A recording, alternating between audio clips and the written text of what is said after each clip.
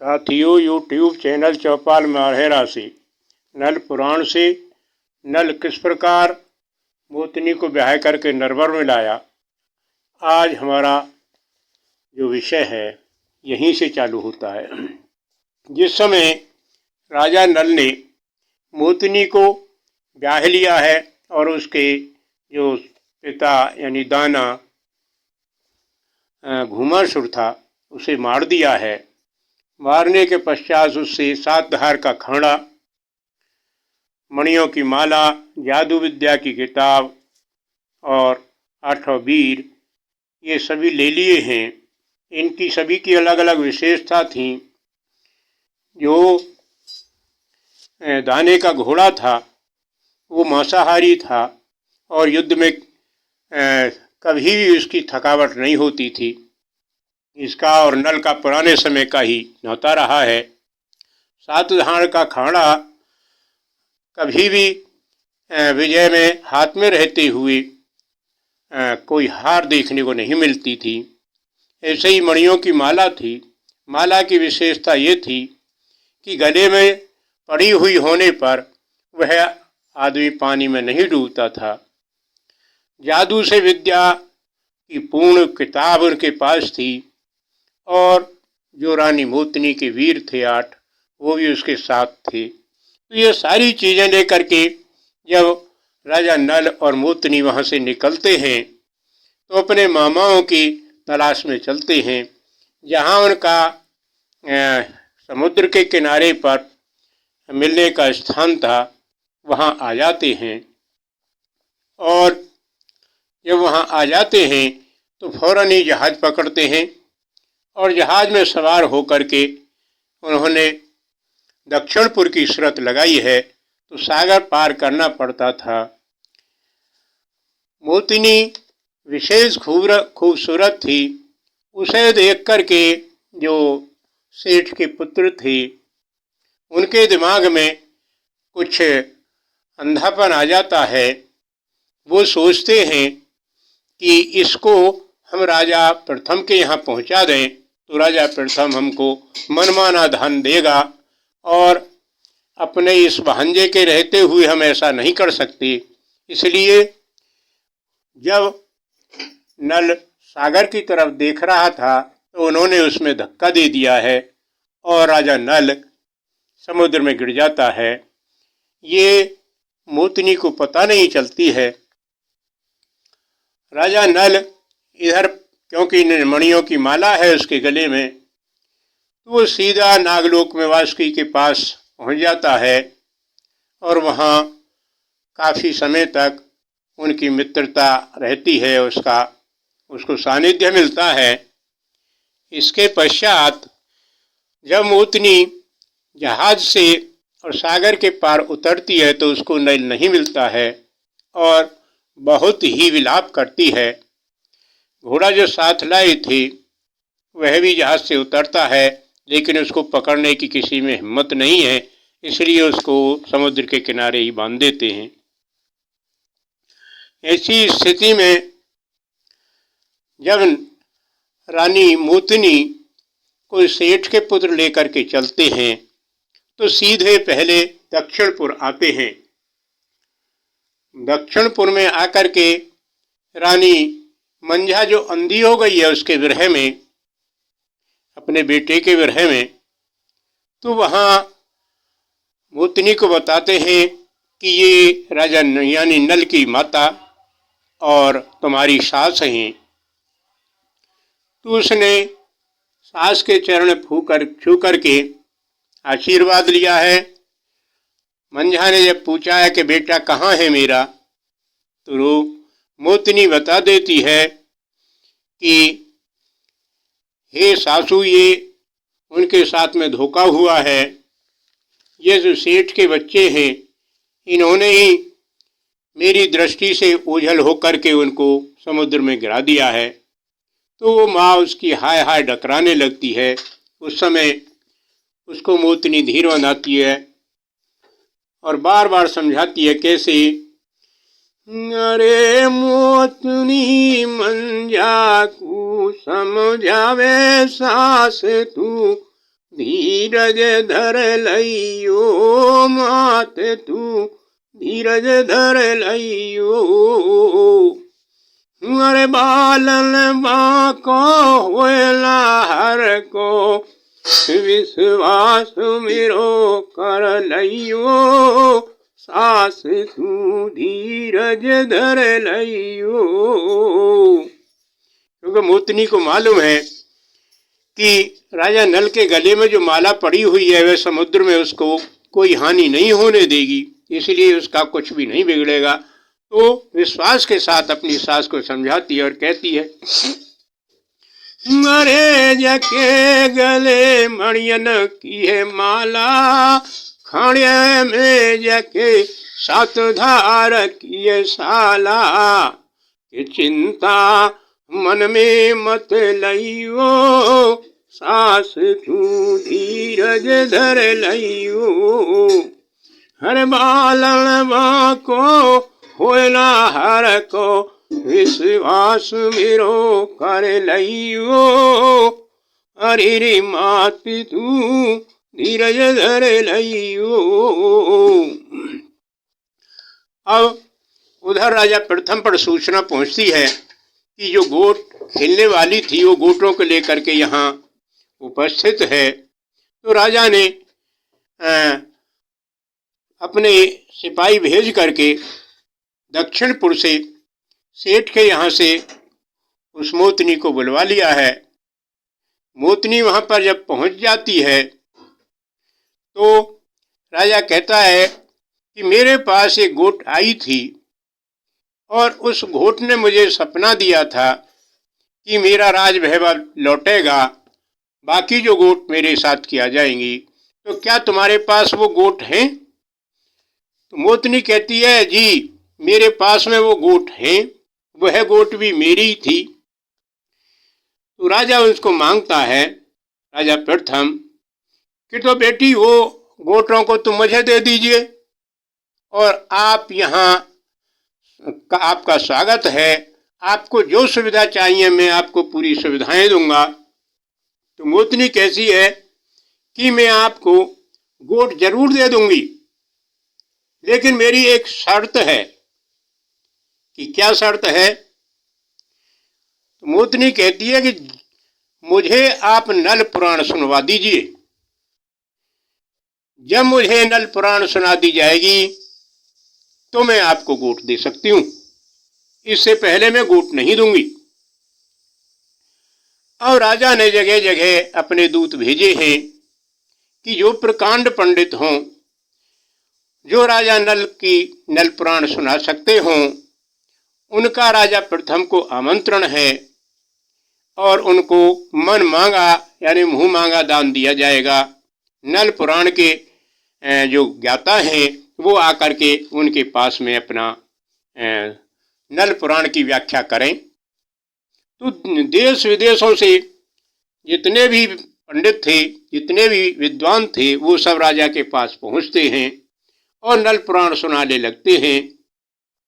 लेकिन नल पुराण तो मोतनी को ही पता थी या नल को पता थी, इन दोनों के अतिरिक्त कोई जानता नहीं था, क्योंकि मोतनी ने शर्त ही इसलिए लगाई थी कि नल पुराण को कहने वाला केवल नल ही हो सकता है और दूसरा नहीं हो सकता। और उसको पूरा विश्वास था कि नल समुद्र में डूबा नहीं होगा, एक दिन जरूर आएगा और मेरी इस शर्त को सुनकर तो उसको अवश्य आना ही है। जब चारों तरफ ये ढिंढोरा पिटा हुआ है तो अनेकों जो विद्वान आते हैं उनको सबको नेगलेक्ट कर देती है और मोतनी कहे, क्योंकि उसको तो नल ही देखना था, तो जो भी कोई आता है उसी को हटा देती है कि नहीं, ये नल पुराण नहीं है, मुझे ओरिजिनल यानी जो सत्य नल पुराण है वही सुनाई जाए। अब उधर जो राजा नल है वो वासुकी के यहाँ से जब माता के पास में आ जाता है तो माता अपना बच्चे को पहचानती है और जब पहचानती है तो उसके मन में एक साथ ही ये पैदा होता है कि ये मेरा बेटा है, क्योंकि माता की यहाँ एक साथ ही दुधियों से धूर आ जाता है और आंखें खुल जाती हैं। तो उसने समझ लिया है कि ये वास्तव में मेरा ही बेटा है। उसने नल की सारी वृत्तांत बताती है कि मूतनी नरवरगढ़ में पहुंच गई है राजा प्रथम के पास, क्योंकि उसकी मांग थी। तो नल ने कहा कि अच्छा माता, यदि मेरी मूतनी को वहां पहुंची हुई है तो मुझे भी वहां जाना है। उसने एक साथी घोड़े को लिया है और घोड़े पर चढ़ करके वो ऋषि का वेश बना करके, क्योंकि जिस समय वहां से चला था वासुकी के पास से, तो वासुकी ने उसको 2 फूल दिए थे, जिसमें एक फूल सूंघने से तो वो 60 साल से ऊपर का वृद्ध हो जाता था और दूसरे फूल को सूंघने से उसको फिर जवानी ज्यों की त्यों आ जाती थी। तो राजा प्रथम के पास पहुंचने से पहले ही उसने 60 साल के बुढ़े का रूप बना लिया होता है, साधु वेश में वहां पहुंचता है। तो वहां जाकर के जब भीड़ देखी है, उसने कहा है कि मैं भाई नल पुराण सुना सकता हूं। तो राजा नल से कहता है, अरे कहो भूप क्या कारण है, इतनी भीड़ जुड़ी हुई है, शोभा दरबार भूप की इतनी उजड़ी हुई सी है, प्रजा हमारी। तो राजा प्रथम कहते हैं कि हे स्वामी जी, प्रजा हमारी खड़ी ऋषिवर, आज तुम्हारे दर्शन को नल पुराण की लगी है लालसा, कान हमारे श्रवण को। राजा प्रथम के जब ये वचन सुने हैं कि हमें राजा यानी नल पुराण सुनाने के लिए हमारे कान बेचैन हैं, हमें जो भी कोई नल पुराण सुनाएगा हम उसको मुंह मांगा दान देंगे, तो क्या आप सुना सकते हैं? जब प्रश्न किया है तो कहने लगता है राजा नल ही वही साधु वेश में, अरे नल पुराण हम कह सुनाए, ध्यान से सुनना होगा, हम जब बोलेंगे तो कोई सुनना शोर नहीं होगा, हरे शोर का आगमन भूप ध्यान बांटने का कारण बन जाता है, व्यर्थ का संवाद सुना सुनाना कभी शाप बहाना बन जाता है। तो ऋषि वेश में नल कहता है, हे राजन, नल पुराण हम सुनाएंगे, लेकिन ध्यान से सुनना होगा। यदि शोर शराबा हुआ तो मैं हो सकता है कि वो शाप का कारण बन जाए, इसलिए मैं आपसे निवेदन करूंगा कि नल पुराण को ध्यान पूर्वक सुना जाए।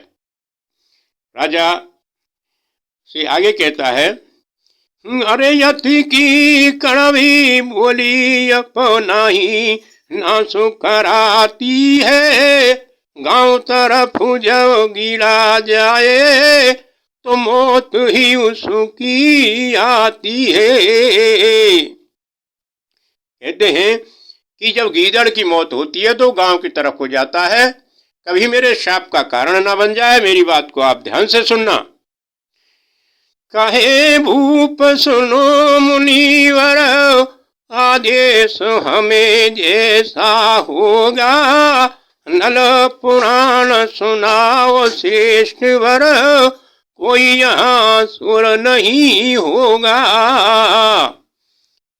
राजा प्रथम ने जब कह दिया कि आपका आदेश हमें शिरोधार्य है और हम आपकी सारी शर्तों को मानते हैं, तो मोतनी के दिमाग में बात जाती है कि ये जो सुनाने वाला है नल पुराण, ये नल तो है नहीं। वो असमंजस में पड़ जाती है कि ये कैसे नल पुराण सुनाएगा और यहाँ सबको डरा रहा है, धमका रहा है। तो उस समय अपनी एक्शन में आ जाती है मोतनी और क्या कहती है, ध्यान से सुनिए। जब तेजस्वी ब्राह्मण के रूप में नल कथा सुनाने की बात कहते हैं तो दमयंती को एक साथ आश्चर्य होता है और वो भी थोड़ा सा उन पर गर्म होती है, क्योंकि वो पूरी तरीके से समझे हुए है कि ये नल तो है ही नहीं और व्यर्थ में ही सुनाएगा, यहाँ सभी को धमका रहा है। तो उनके भी शब्द कुछ ऐसे ही गर्म निकलते हैं। और क्या कहती है मोतनी, अरे ऋषिवर तेजस्वी ब्राह्मण है, इसलिए मुझे ये कहना है, अरे ब्राह्मण भूषण क्रोध बना क्यों, जो श्रीमान ने पहना है। वो कहते हैं कि आपने जो क्रोध का आभूषण पहन रखा है, ये बाना क्या ब्राह्मणों का हो सकता है? आप इसे उतार फेंकिए। और कहते आगे, कर ये आभूषण है वीरवरों का, जो पहना जाता है रण को, क्षमा हमें कर देना पूज्यवर, चाहिए शांति ऋषिवर को। उतनी कहती है कि जो क्रोध का बाणा आपने पहन रखा है, पहना, इसे उतार फेंकिए। ये ब्राह्मणों का या ऋषिवरों का बाना नहीं होता, ये तो बाना राजपूतों का, क्षत्रियों का है, जो केवल रण में पहना जाता है। ब्राह्मणों को क्रोध से क्या मतलब? तो बातें सब सुनकर के शांत हो जाते हैं और राजा नल जो ऋषि वेश में है उस समय अपने नल पुराण सुनानी शुरू कर देते हैं। कैसे, नर नरवर गण के भूप थे फिर थम, रानी सो महल में, मंझरानी थी पट रानी के, आयो वरदानी गर्भन में। कहते हैं कि नरवरगढ़ के भूप एक प्रथम थे, उनके 100 रानियां थीं। उनमें जो मंझारानी पटरानी थी, उसमें देवी के वरदान से एक पुत्र गर्भ में आया। उसी के विषय में यह नल पुराण है। तो मोतनी की आंखें खुलती हैं कि ये कुछ सुना तो रहे हैं, क्योंकि कथा तो इसका मतलब है कि कहीं से इन्होंने कुछ सुन लिया है। और कहते हैं, अरे सो तुडाहे के कारण रानी, भेज दई वन खंडन में, भारी विपत के बीच लाल को, जन्म भयो झेरन में। उतनी कहती है, वो राजा नल ऋषि वेश में नल पुराण सुना रहे हैं। कहते हैं कि जो रानी थी पटरानी मंझा, उसको सौतिया डाह की वजह से, यानी सौतों ने एक षड्यंत्र रच करके और ज्योतिषी को बुला करके गलत झूठी गवाही दिवा करके रानी मंझा को देश निकाला करवा दिया जाता है।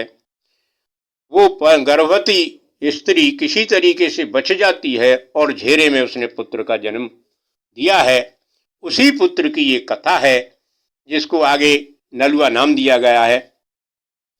तो जब झेरे में पैदा हो जाती है तो वहां होकर के एक दक्षिणपुर का सेठ, लच्छी सेठ निकल के जा रहा होता है, उसको उस पर दया आ जाती है। तो उसके लिए क्या कहते हैं, अरे दया सेठ की हुई रानी पे, अरे बेटी लई बनाई रे वाले, बेटी लई रे बनाई, 7 साल को हुआ जो बेटा, पिता ते करी रे लड़ाई। कहता है कि 7 साल का जिस समय नल हुआ, उस समय उसका युद्ध अपने पिता से ही शिकार खेलते समय हो गया, क्योंकि एक बार मंझा ने उससे मना किया था कि बेटा उत्तर दिशा को मत जाना, लेकिन वो जिद्दी बच्चा था, वो उत्तर दिशा को ही गया और वहां अपने के पिता से एक शिकार के ऊपर युद्ध हो जाता है। और 7 साल के बेटे ने, 7 साल के उस युवक ने अपने पिता को ही, जो एक बलशाली और चक्रवर्ती सम्राट थे उनको युद्ध में हरा दिया होता है, तो वह उस समय का एक आश्चर्य था। तो क्या है, दोबारा सुनिए। दया सेठ की हुई रानी पे और नई बेटी अपनी बनाई, 7 साल को हुआ जो बेटा